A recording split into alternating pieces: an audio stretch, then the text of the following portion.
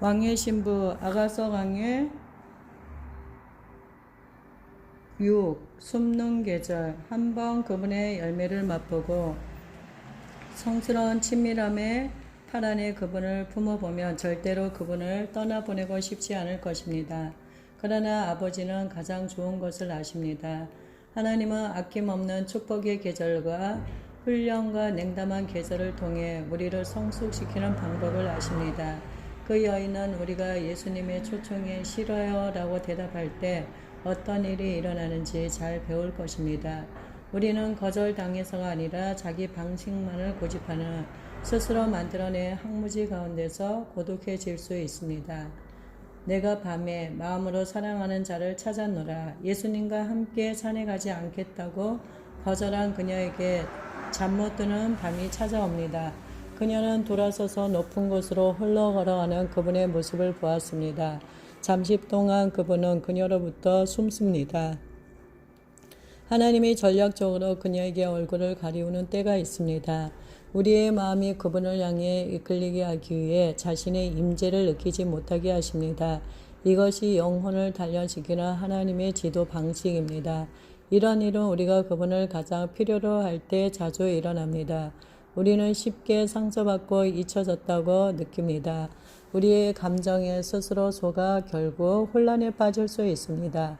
우리가 이 시간들을 부득이 훈련이라고 해석하지는 않는다 해도 그것은 하나님이 끔찍히 사랑하시는 자들을 훈련시키는 방법입니다. 더 이상 예수님과 가깝다고 느끼지 않을 때 우울한 마음이 자주 덮칩니다. 그분은 언제나 거기 계시다는 것과 우리가 비록 그분으로부터 멀어졌다고 느낄지라도 그분의 말씀이 진실이라는 것을 압니다. 이 훈련 기간 중에 옛 습관으로 돌아가려는 유혹이 강하게 밀려올 것입니다. 그분은 어디로 가셨을까? 때때로 마귀는 우리에게 무슨 일이 일어나고 있든지 하나님은 전혀 신경 쓰시지 않는다고 확신시키려고 애쓸 것입니다. 실망감이 영혼에 착 달라붙습니다. 우리는 그분이 주시는 훈련을 거절당한 것으로 잘못 받아들이기 시작하지만 그러나 사랑은 훈련의 계절일 때조차도 강합니다. 이러한 때 무엇을 해야 할까요? 그분이 느껴지지 않을 때에도 심지어 어둠 속에서도 그분을 갈구해야만 합니다. 이것이 어둠을 빛으로 바꾸는 열쇠입니다. 술람미 여인은 고립의 벽대에 놓인 침대에서 계속 기도합니다. 밤새도록 이라는 표현은 글자 그대로 며칠 밤을 계속해서 라는 뜻입니다. 이것은 단지 잠 못 이룬 하룻밤만이 아니라 그녀의 삶 속에서의 훈련의 계절을 뜻합니다. 이 밤은 그녀에게 있어서는 어둠과 이별의 시간입니다. 그녀는 사랑하는 자에게 이별을 구한 것을 후회합니다. 이럴 때 얼마나 괴로운지요. 밤의 계절에 그분을 찾는 것이 우리 마음을 울적하게 만들 것입니다. 그러나 그것은 잠자려는 자연스러운 성향을 극복하고 우리의 사랑하는 자를 찾기 위해 불편함을 무릅쓰게 합니다. 내가 마음으로 사랑하는 자를 찾았노라. 이것이 그녀가 예수님께 드리는 표제입니다. 그분을 향한 사랑은 인생의 밤의 계절에도 강렬합니다. 혼돈과 불멸이 마음에 슬며시 밀려올 때에도 그녀는 여전히 그분을 찾으려고 애를 씁니다. 예수님을 알려는 영혼의 갈망보다 더 강한 열망은 없습니다. 예수님을 향한 사랑이 수천 가지 죄의 강력을 파할 것입니다. 그분의 사랑의 달콤한 포도주를 한번 맛보면 그분을 추구하는 것이 우리가 할 수 있는 모든 것이 될 것입니다. 그분을 붙잡으려는 끝없는 열정을 느껴본 적이 있나요? 밤의 계절은 우리가 밤에 내 영혼이 주를 사모하였사온즉 이라고 부르짖을 때까지 우리를 그분께로 더 깊이 이끌어 가게끔 되어 있습니다. 밤의 계절에 무엇을 얻을 수 있을까요? 무엇이 우리로부터 그분을 내어 쫓았는지 마음을 살피는 더 깊은 정직함으로 인도됩니다. 그것은 대개 분별되지 않은 문제들, 즉 밝혀져야만 하는 숨겨진 실수입니다. 그렇지 않으면 우리는 계속해서 성령님을 탄식하게 할 것입니다. 이 계절은 우리 안에 더 신실한 겸손을 갖게 해줍니다. 우리의 연약함을 알고 믿음으로 살아갈 수밖에 없도록 몰아갑니다. 아무도 하나님의 임재를 완전히 느끼면서 살지 못합니다. 우리 모두는 경건한 감정에 근원이 되시는 그분께 의지해야만 합니다. 예수님은 우주를 향해 자랑할 만한 신부, 그분의 보좌를 함께 나눌 만한 자격이 있는 신부를 원하십니다. 우리는 자주 왜 하나님은 멀리 계시며 우리의 고통으로부터 따로 떨어져 계실까 의아해하면서 삶 속에서 멍이 들었다고 여깁니다. 이 모든 것은 우리를 예수님 한 분께만 필사적으로 매달리게 하려는 하나님의 계획입니다. 언젠가 그분이 온 우주에 우리를 자랑하시며 이같이 말씀하실 것입니다. 나의 사랑이 이루어 놓은 것을 보라. 그녀 안에는 사탄이 설 자리가 없다. 내가 그녀의 두려움을 정복했노라. 나의 보좌에 함께 앉히려고 그녀에게 거룩한 열정을 가져다 주었노라. 아버지, 제 신부를 보세요. 사랑으로 두려움을 정복하다. 이에 내가 일어나서 예수님을 향한 사랑이 밤을 두려워하는 그녀의 마음을 정복합니다. 그녀는 일어나서 그분을 찾기로 결심합니다. 이제 아무것도 그녀를 돌이킬 수 없을 것입니다. 일어나 산으로 가라는 2장 13절의 명령에 불순종했지만 지금은 하나님의 부르심을 놓치면 얼마나 큰 대가를 치러야 하는지를 압니다. 우리는 편리하게도 불순종의 대가를 곧잘 잊어버립니다. 훈련이 부족하면 제자가 되는 것보다 더 많은 대가를 치러야 합니다. 그분은 그녀에게 자신의 임재의 느낌을 거두어 드리는 벌을 내렸습니다. 이 훈련을 받은 사람은 세 가지 반응을 보입니다. 첫 번째, 그저 가볍게 받아들인다. 두 번째, 너무 심각하게 받아들인다. 세 번째, 훈련을 견뎌내고 교훈을 배운다. 그분의 임재를 잃어버리는 고통이 그녀를 한밤중에 침대에서 일어나 그분을 따라가려는 마음을 유발시킵니다. 이에 내가 일어나서 성 안을 돌아다니며 그녀는 말릴 수 없을 정도로 그분께 헌신되어서 그분 없이는 살지 못합니다. 삶이 힘겨울 때 여러분도 이런 느낌을 받나요? 졸음을 떨쳐버리고 그분을 찾나요? 그렇지 않으면 자기 연민에 계속 묶여 있나요? 우리의 현 위치와 가고자 하는 곳 사이의 거리 때문에 마음이 아픕니다. 그분이 일어나라고 부르실 때 어떻게 우리가 하루라도 더 무기력하게 계속 누워 있을 수 있을까요? 그렇지요. 한밤중에 자리에서 일어나기가 힘들지만 예수님과 함께하는 달콤한 사귐에서 벌어진 채 살기는 더 힘듭니다. 그분과 함께하는 시간의 영광스러운 신선함은 우리의 벽 뒤에서 지내는 안락함과 비교할 수 없습니다. 사랑하는 성도님, 일어나 그분을 찾으세요. 그 성은 교회를 말합니다. 하나님의 성은 우리의 삶을 향한 하나님의 목적과 운명을 말합니다. 사람들의 공동체적 활동은 성 안에서 일어납니다. 성과 같이 교회는 당회와 질서가 있습니다. 예수님을 향한 그녀의 애타는 마음은 그녀를 다시 다른 사람들과 엮어지도록 몰아갑니다. 우리는 언제나 그분의 약물인 그분의 사람들과 교제를 나누는 중에 그분을 찾을 것입니다. 예수님은 엉망진창이 된 사람들을 사랑하십니다. 다른 신자들과 교제하기를 회피하는 것은 그분을 회피하는 것입니다. 그분이 그들과 함께 사시기 때문이지요.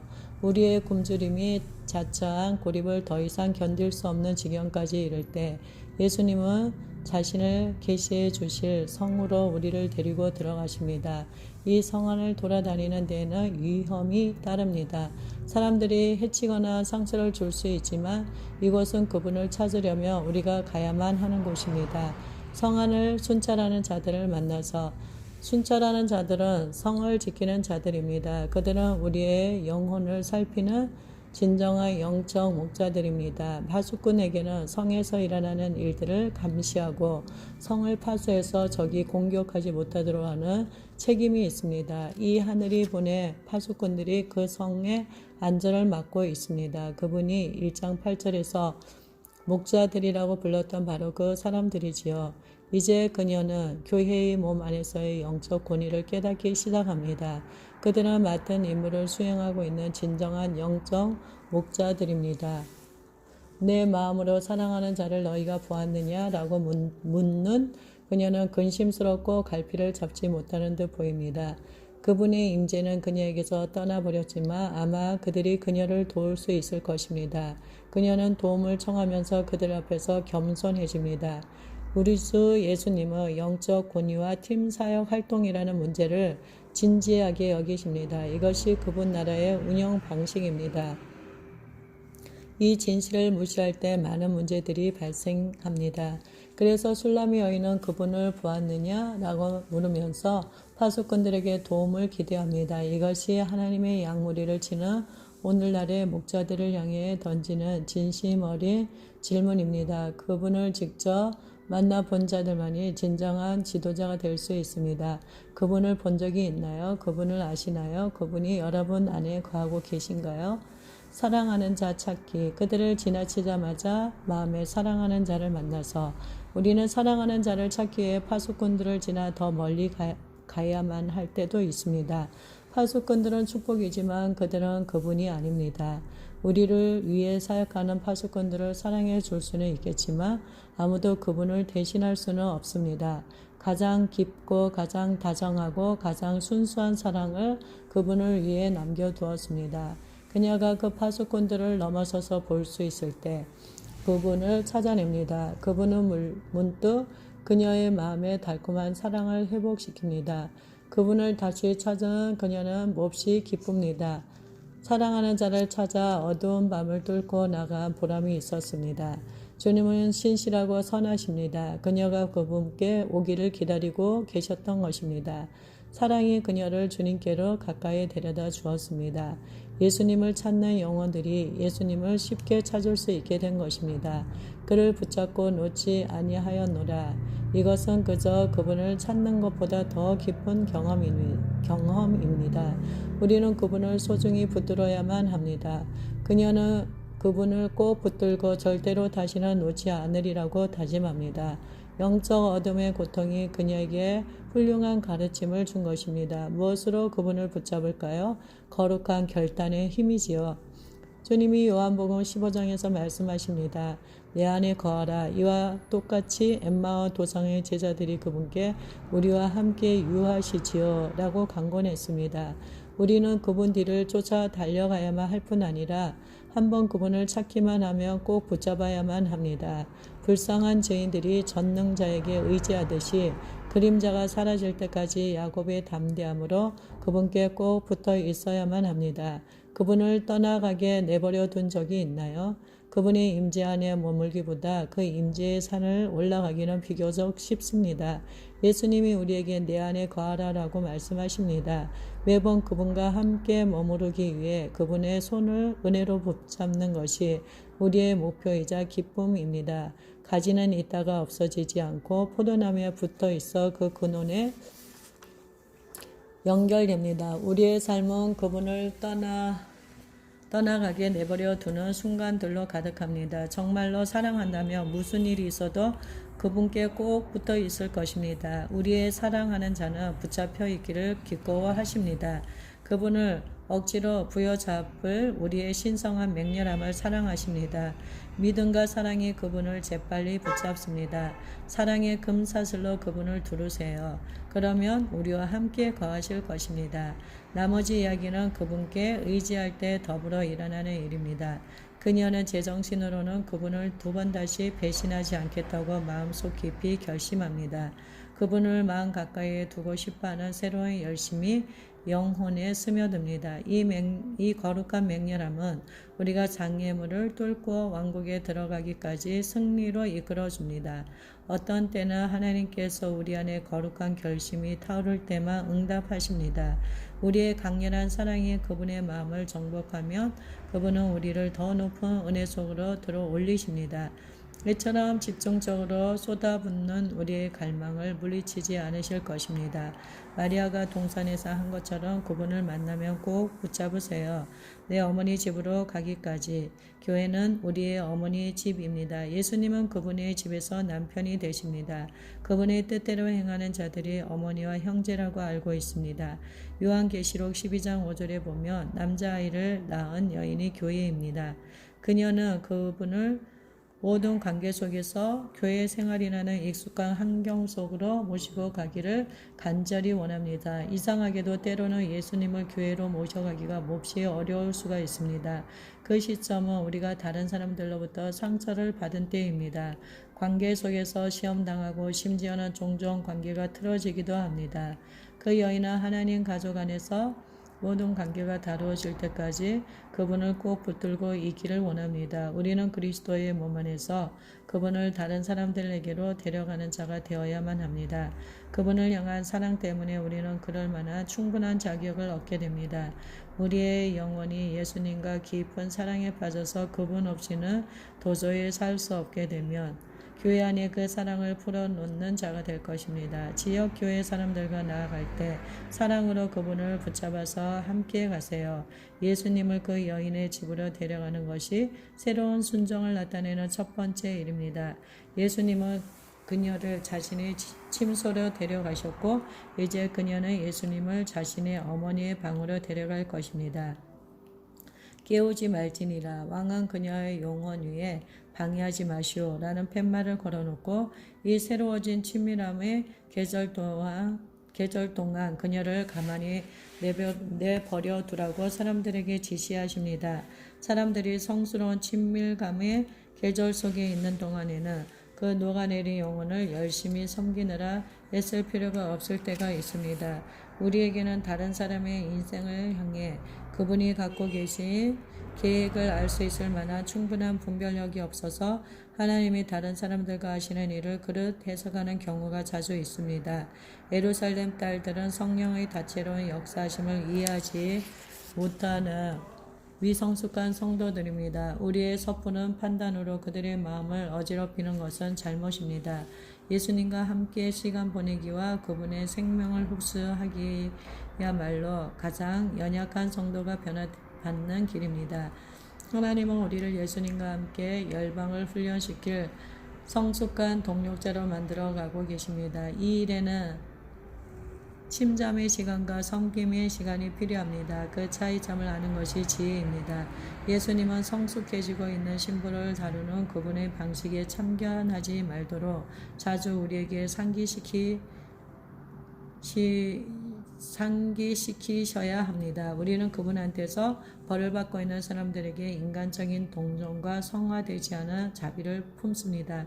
그러면서 떨어져 나가는 시점에 있는 사람들이 교회라는 격심하고 무의미한 경쟁 사회로 돌아가기를 바라는 것입니다. 하나님이 하시는 일에 대한 우리의 소견으로 하나님의 백성들의 마음을 어지럽히지 않도록 주의하세요. 하나님은 우리를 그분과 같이 되게 하시려고 각기 다른 계절로 이끄십니다. 사랑하는 자가 원하기 전에는 흔들지 말고 깨우지 말지니라. 주님이 다루시는 새로운 계절에 들어왔음을 그녀가 깨닫기까지는 방해하지 말 것을 미성숙한 예루살렘 딸들에게 상기시키십니다. 노루와 들사슴을 두고 이 말은 회복된 친밀감의 계절에 빠져든 사람들은 더 한층 온유하고 섬세한 보살핌이 필요하다는 뜻입니다. 그들이 하나님께 가까이 이끌림 받게 놔두고 방해하지 말아야 합니다. 화려한 가마에 탄 왕족 커플. 이 사람이 누구인가? 친밀감이 증가된 이 계절에 그녀의 영안이 열려 새로운 방식으로 그분을 봅니다. 아마도 환상이나 꿈에서 성령님이 그녀에게 묻습니다. 연기 기둥처럼 거친 들에서 오는 자가 누구인가? 이들은 타락한 세상 속의 인생을 뜻합니다. 예수님도 몸소 한번 영에 이끌려 광야로 나가서 시험당한 후 신실하심을 입증받으신 바 있습니다. 우리의 왕은 그분의 광야에서 승리를 거두고 의기양양하게 돌아오셨습니다. 부활하신 후 그분은 하나님의 영광 가운데 들어가 보좌에 앉으셨습니다. 예수님은 이제 더 이상 광야에서 겪은 인간적인 한계로 제한되지 않으십니다. 광채로 옷 입으신 그분은 이 타락한 세상을 떠나 올라가 하늘 영광의 구름 속으로 다시 들어가셨습니다. 그분이 들에서 오시는 구름 기둥이십니다. 연기는 하나님이 펼쳐놓으신 영광과 위엄을 뜻합니다. 연기는 그분께 드려진 제사를 불태운 성령님의 불의 결과물입니다. 연기 기둥처럼 들에서 오는 자가 누구일까요? 그것은 구름을 뚫고 영광의 보좌로 오시는 예수 그리스도이십니다. 이제 그 신부는 그분이 정말로 얼마나 굉장하신 분인지에 대한 비전을 가졌습니다. 놀랍고 전능하신 구세주, 그분 곁에 있기에 그녀는 거친 들에서도 안전할 것입니다. 우리아까 유황으로 향내 풍기며 예수님의 승천은 그분이 당한 고난과 그분의 광채 모두를 드러냅니다. 장례의 향품이 몰약은 신부를 구속해서 그분을 위해 그녀를 순결케 하는 예수님의 희생을 상기시킵니다. 예수님은 몰약으로의 향냄을 풍기십니다. 그분은 우리의 죄를 짊어지고 십자가에 달렸을 때 모략으로 흠뻑 젖으셨습니다. 당하신 고난이 그분께는 죽음의 고통이었지만 아버지께는 향기였습니다. 유황은 성도들을 위한 예수님의 중보를 뜻합니다. 예수님은 아버지께로 올라가셔서 자신이 드린 중보의 향기로 금향대접을 가득 채우셨습니다. 얼마나 자비로운 친구인지요. 상인의 여러 가지 향품으로 예수님의 전신은 상인의 향품으로 덮였습니다. 상인은 누구인가요? 진주를 발견하고 이 사랑이라는 보물을 갖기 위해 전 재산을 다 팔았던 그 상인이 바로 예수님입니다. 우리는 그분의 유업이요 신부입니다.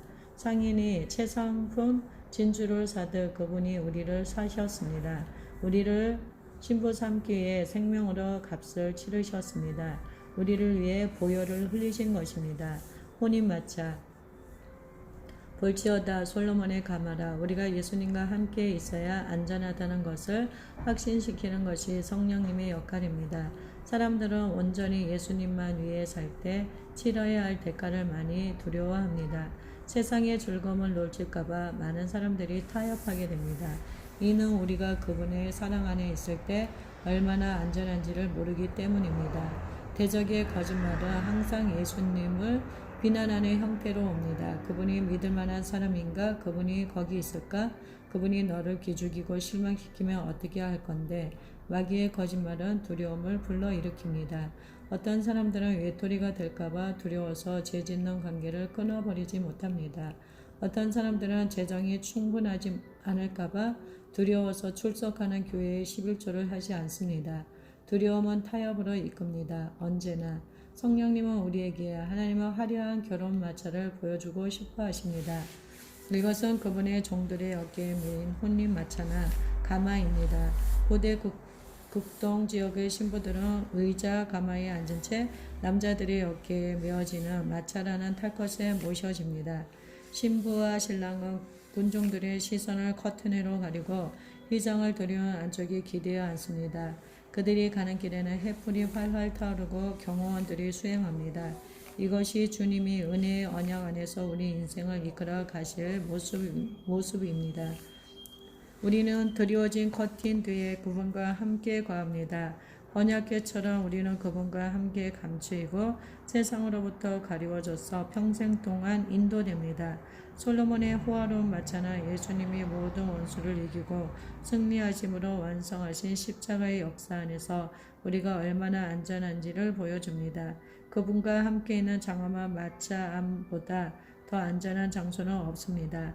우리가 그분의 왕비로 즉위하여 그분의 보좌 옆에 앉을 운명이라면 이 시대에 그분의 예비 신부로서 안전하게 보호받을 것입니다. 우리 주 예수님의 마차는 영광의 구름입니다.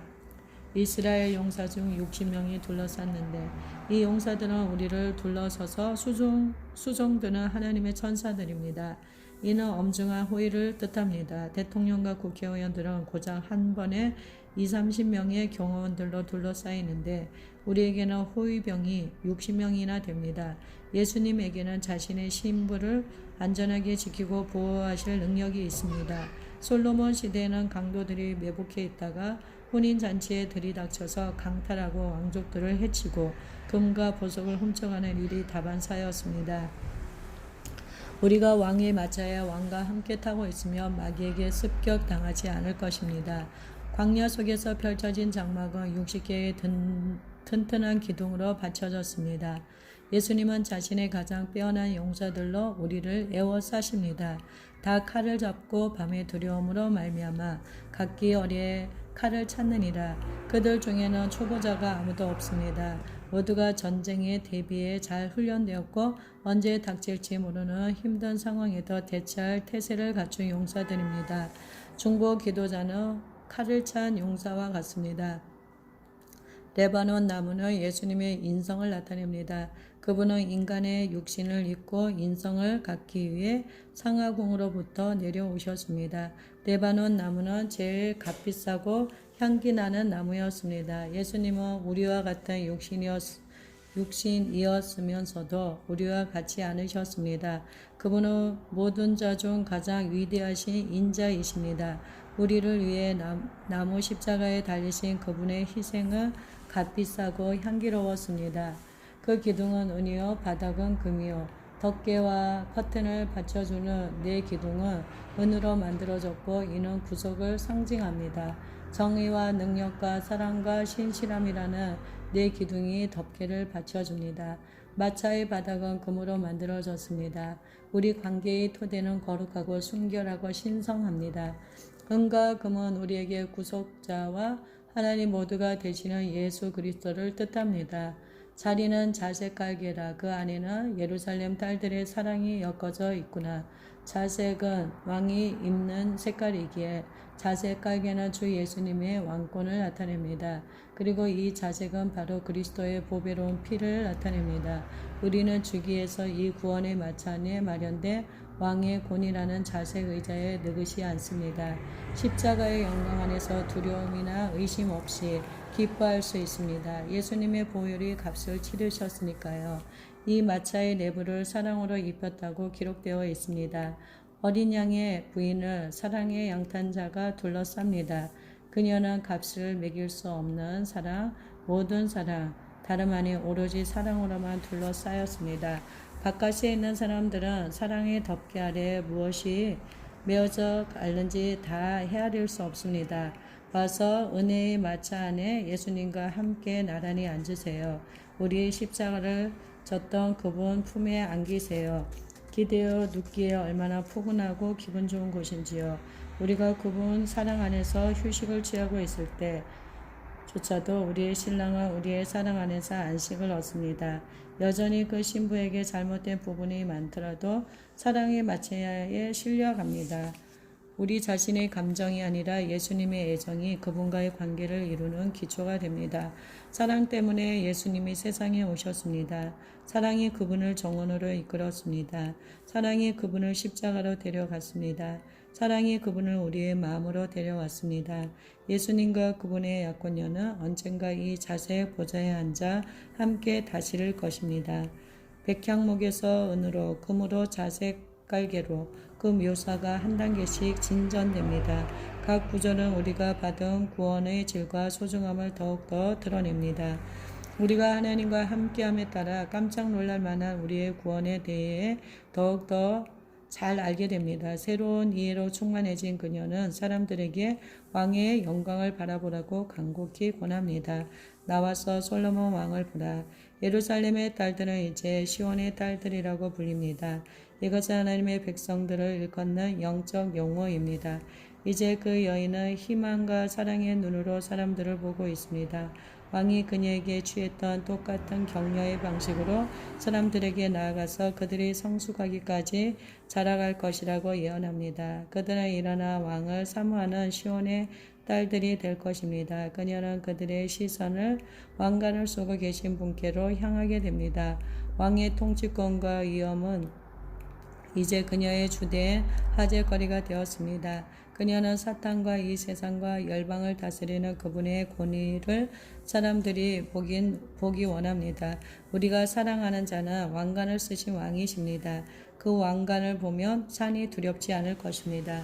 그분의 진정한 권위를 보면 인생의 어려움이 더 이상 두렵지 않을 것입니다. 혼인날 마음이 기쁠 때에 그의 어머니가 씌운 왕관이 그 머리에 있구나. 그분의 어머니는 교회를 뜻합니다. 그녀는 사람들에게 와서 그분을 보세요. 그분의 왕다운 위엄을 보세요. 우리의 사랑으로 그분에게 관을 씌워 드렸어요. 라고 말합니다. 예수님은 모든 영원한 영광의 관을 쓰셨습니다. 많은 영역을 다스리는 왕으로서 존경받고 사랑받고 흠모받으실 것입니다. 그런데 그분이 가장 절실히 원하는 관은 그분의 혼인날에 교회가 그 머리 위에 씌워줄 관입니다. 우리는 자발적인 사랑으로 그분께 우리의 삶을 기꺼이 내어드립니다. 영원히 마지막 때의 출수꾼이신 예수님은 또한 이 세상 열방을 뛰어넘으시면서 우리의 흠모라는 관을 쓰십니다.